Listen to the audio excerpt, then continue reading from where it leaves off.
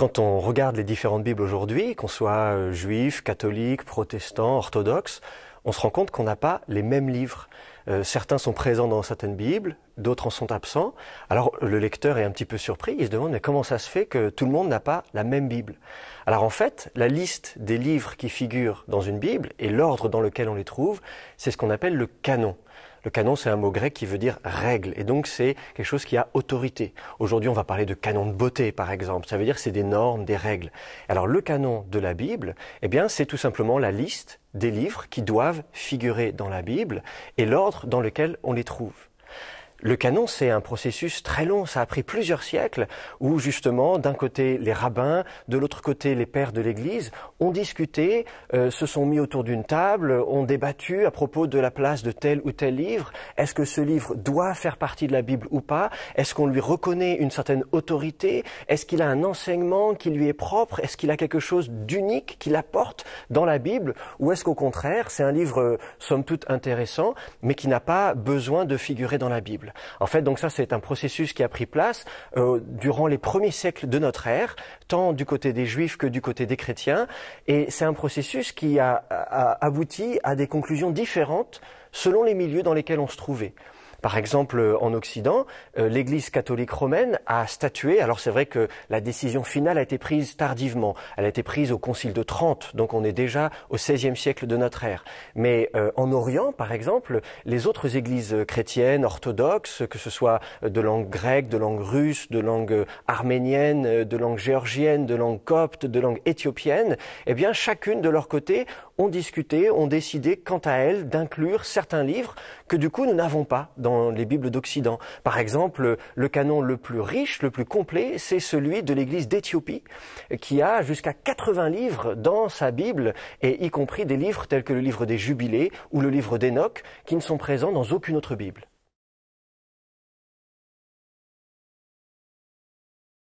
La rédaction de la Bible, c'est un très long processus et ça prend des siècles et des siècles. Et Qumran est à une période charnière de la formation de la Bible. Avant Qumran, d'abord, on n'a pas de manuscrits bibliques. On n'en a pas retrouvé nulle part, sur aucun site archéologique. Ça ne veut pas dire qu'on n'en trouvera jamais. Espérons qu'un jour, on trouvera des manuscrits plus anciens. Mais c'est vrai qu'à l'heure actuelle, les manuscrits bibliques les plus anciens, on les a trouvés à Qumran.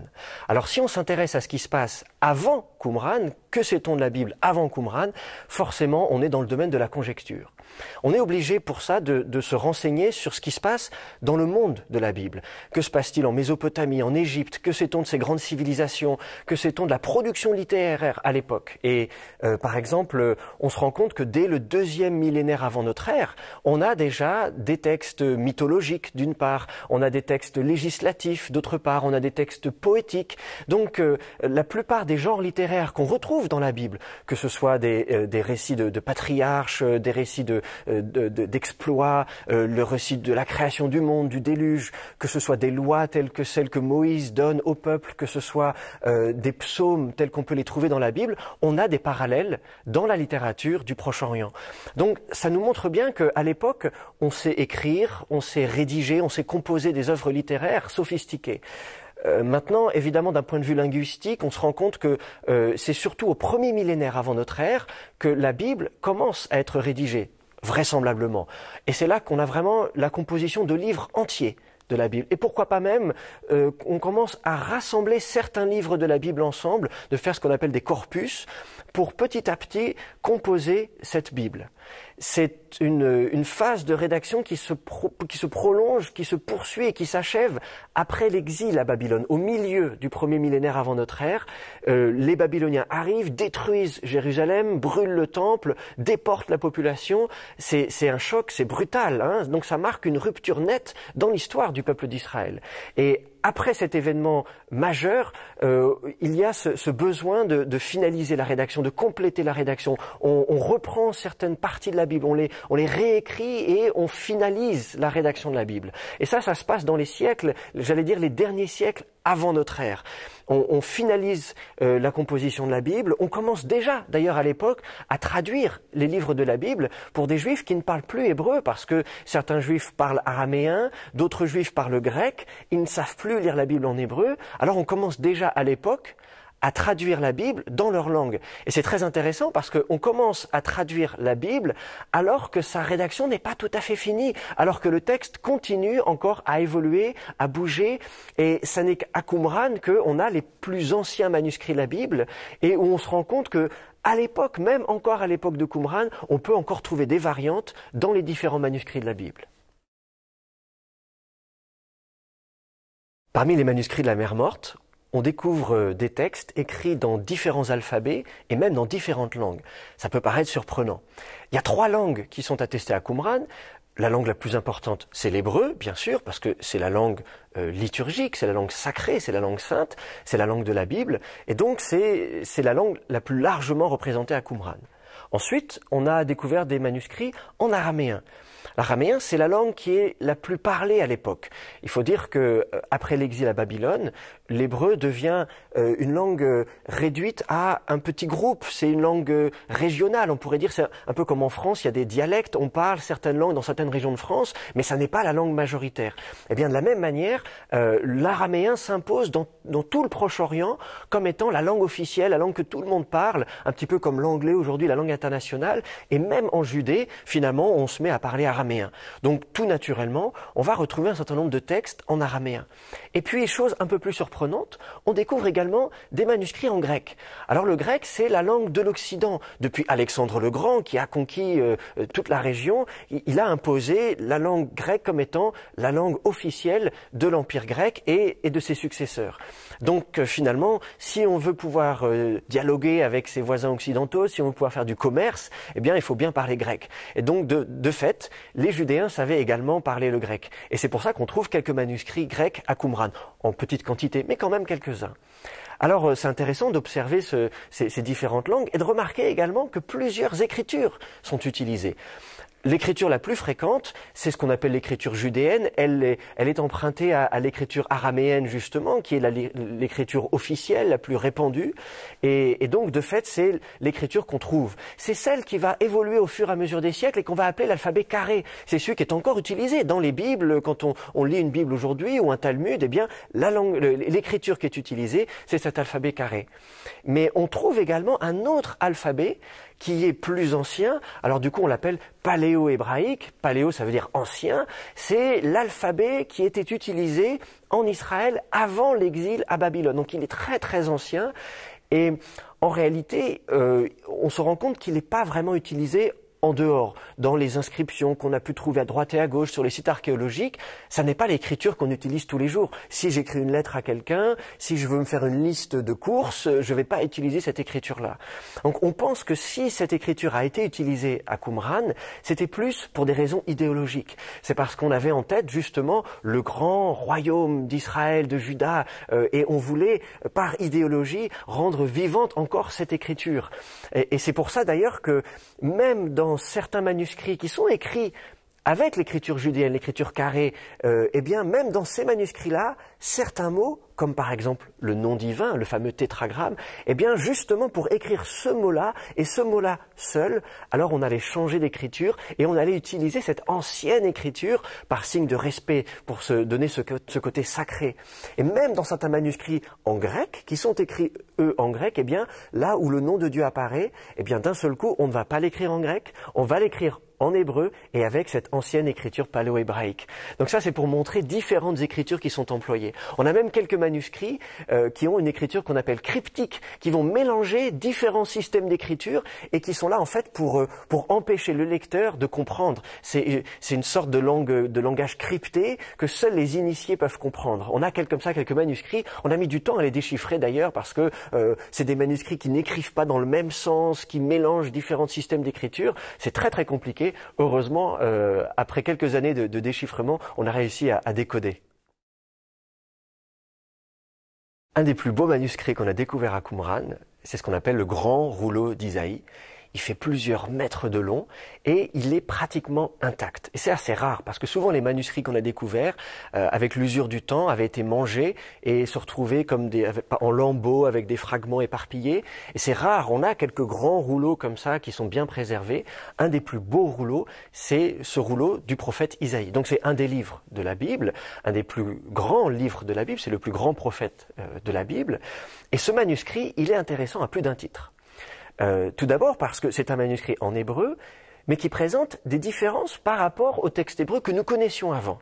On a le texte hébreu traditionnel, on appelle ça le texte massorétique, et là on a c'est le texte de base, quand on lit le livre d'Isaïe en hébreu, c'est ce texte-là que l'on lit. Et puis, en lisant le grand rouleau d'Isaïe, on se rend compte qu'il y a des variantes. Et ces variantes, c'est pas des variantes majeures avec des chapitres entiers qui ont été déplacés ou supprimés ou ajoutés, c'est des petites variantes, mais qu'on trouve très régulièrement. C'est des variantes que l'on trouve notamment au niveau de la vocalisation. Alors je m'explique. Le texte hébreu, en principe, ne comporte que les consonnes. Et ce qui fait que parfois, on peut hésiter entre deux mots qui ont les mêmes consonnes, mais pas les mêmes voyelles. Alors justement, le texte hébreu traditionnel, le texte massorétique, il rajoute les voyelles pour dire, attention, ces consonnes-là, voilà les voyelles qu'il faut rajouter. C'est donc, il faut lire un verbe ou il faut lire un nom. La phrase commence à cet endroit, elle s'arrête à cet endroit, tel mot est le sujet de tel verbe, etc., etc. Dans les manuscrits qui n'ont que les consonnes, eh bien finalement, on ne sait pas toujours où la phrase commence, où la phrase s'arrête, on ne sait pas forcément quel mot est sujet de quel verbe, on ne sait même pas si ce mot c'est un verbe ou un sujet, ou un adjectif, etc., etc. Donc, ça ouvre un certain nombre de possibilités. Or, le scribe, ou les scribes qui ont copié le rouleau d'Isaïe, le grand rouleau d'Isaïe, ont eu l'idée d'inventer un système pour noter des voyelles. Pas toujours, mais un certain nombre de voyelles. Et ils ont un système assez sophistiqué où ils vont parfois combiner deux lettres qui vont permuter, qui vont mettre dans un sens ou dans un autre pour indiquer qu'on a telle voyelle, si c'est un i, un e, si c'est une voyelle courte, une voyelle longue, etc., etc. Et c'est un des rouleaux parmi les manuscrits de la Mer Morte, c'est un des rouleaux qui a le système le plus sophistiqué pour indiquer les voyelles qu'il faut utiliser. Et là, on se rend compte que dans un certain nombre de cas, ce ne sont pas les mêmes voyelles que ceux que les massorètes, plus tard, nous disent qu'il faut lire. Et de fait, dans le grand rouleau d'Isaïe, on se rend compte que parfois la phrase ne commence pas au même endroit, elle ne finit pas au même endroit, que parfois ce que l'on pensait être un verbe est en fait un nom. Et alors d'un seul coup, on a à la fois un texte qui est le même que celui que l'on connaissait, puisque les consonnes sont plus ou moins les mêmes, mais qui en réalité peut être lu d'une autre façon. Et alors ça nous fait redécouvrir ce livre qu'on pensait bien connaître, et il se retrouve d'un seul coup avoir une nouvelle vie, une nouvelle existence, une nouvelle identité, et ça c'est vraiment passionnant à découvrir.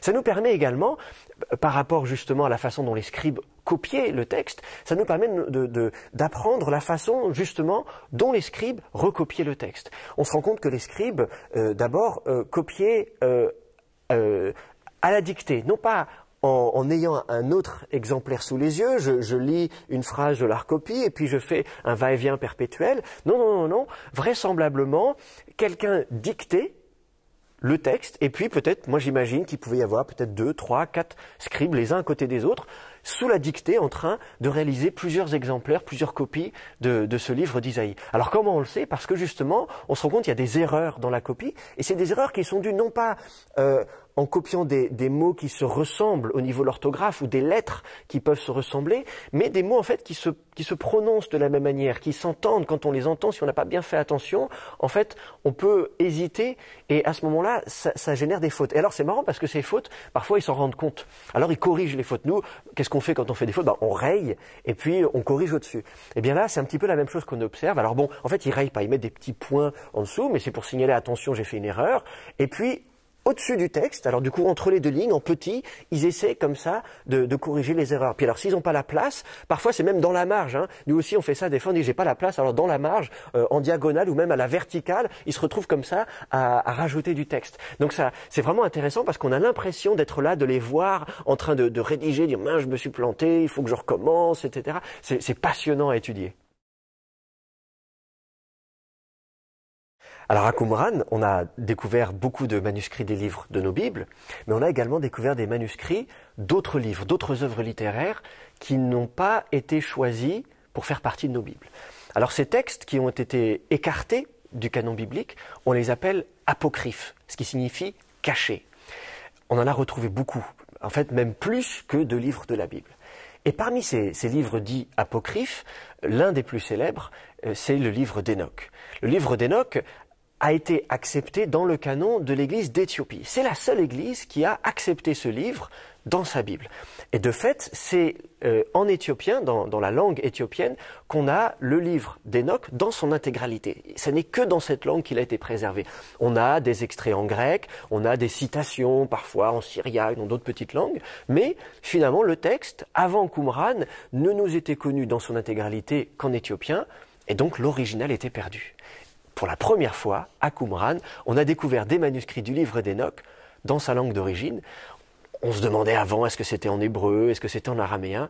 Eh bien, on a la réponse, c'est l'araméen. On a découvert, non pas 1, 2 ou 3, mais une douzaine d'exemplaires du manuscrit du livre d'Hénoch à Qumran en araméen. Ça a été un choc pour les spécialistes, une grande découverte, et ça nous a permis de mieux connaître ce livre. C'est un livre qui est très imposant parce qu'il est à peu près aussi gros que le livre d'Isaïe, donc c'est vraiment un livre important, il comporte plusieurs parties, et à Qumran, on a découvert des manuscrits, ils sont tous fragmentaires, mais ils préservent pratiquement toutes les parties du livre d'Hénoch. Et c'est très intéressant, on a dans le livre d'Hénoch des révélations qu'Hénoch reçoit à propos des anges déchus, il les transmet à ses descendants, Mathusalem, son fils. Et alors, par exemple, tout au début, dans les premiers chapitres du livre d'Hénoch, on nous parle de la chute des anges déchus. On nous explique ce qui s'est passé. On nous explique que les anges étaient dans le ciel, et alors qu'ils regardent et qu'ils voient sur terre les femmes qui sont très belles et qui se disent « on va descendre sur terre et on va se choisir des femmes parmi les filles des hommes ». Et alors ils se mettent d'accord, ils sont 200 à descendre sur terre, et alors ils s'unissent avec ces femmes, ils ont des enfants, et alors ces enfants sont moitié anges, moitié hommes, et alors ce sont des géants, et alors ces géants sont immenses. Le texte nous dit qu'ils font 3000 coudées.